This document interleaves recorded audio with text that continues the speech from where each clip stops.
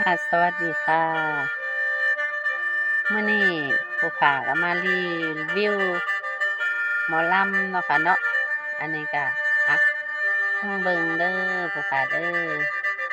อเขาฝากผู้มักหมอลำสุขุสุขคนจ้าอันนี้ก็ใน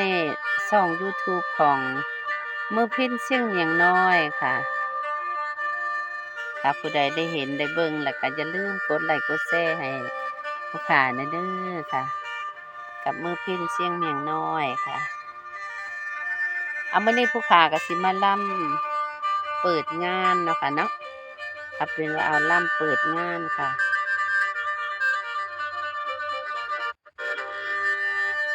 เอาล่ะก่อนอื่นมือ10 นิ้วจิตานั่งขอกราบสวัสดีพ่อแม่ไอ้น้องชาว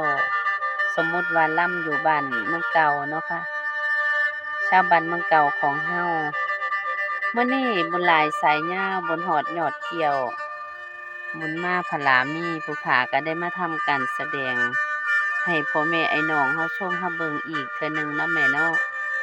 เอาล่ะปีเก่าผ่านไปปีใหม่เข้ามามื้อนี้ก็บ่มีหยังมาต้อนมาฝากมีแต่ความอวยโชคอวยชัยให้พ่อแม่ไอ้น้องเฮามีแต่ความสุขความเจริญความเจ็บก็อย่าได้ละความไข้ก็อย่ามีนอนหลับให้เจ้าได้เงินมื้อคืนนอนตื่นให้เจ้าได้เงินแสน แบนมือไปให้ได้แก้วมานี่โชดถ้าเจ้าปากโพดให้คนอีดูกูหน้าเด้อแม่เด้อชาติเธอ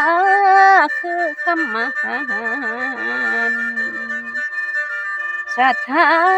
คือคำมหันต์ใจมโนคือความเสื่อและแม่นเจ้าท่านป่าหรือก่อนเนื้อเกลือก่อนกะแม่นท่าน แม่นสิท่านดอกไม้เทียนธูปและมาลาบูชาพระไตรลัดหน่วยมณีน้ำแจ่วบัดนี้มาแล้วมาพอกันอีกคือเก่าเด้นอจิตาหลานหมู่เจ้า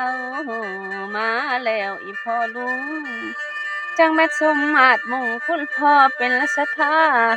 จิตานั่งเป็นคนล้ำนำกันในคืนนี้สาธาวิใจกว้างคนกะมาชมซื่นลำเมิดคืนสมกับเงินราคาจังสถาท่านผู้แต่งทานขอบคุณเด้อท่านคุณพ่อกำนัน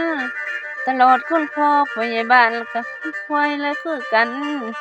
จังแม่นเพิ่นอบรมราษฎรดีได้แม่นไปไว้มาสาเสียเวลาเล็กน้อย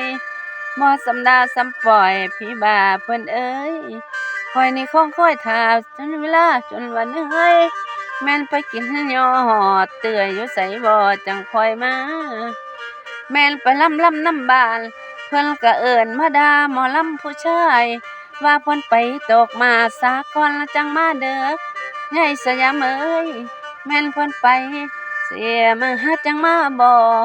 สำหรับพี่ไทโนไทยอ้อบ่คือกันตีโนกับบ้านคุณแม่ยายจังแม่นเพิ่นไขเพิ่นอบรมลูกบ้านบ่มีเรื่องแม่นละก็กวนเฮ้ยบ่มีเรื่องแม่นเขากวนเด้น้อยเอ้ยนะเอ้ยนะเอ้ยละน้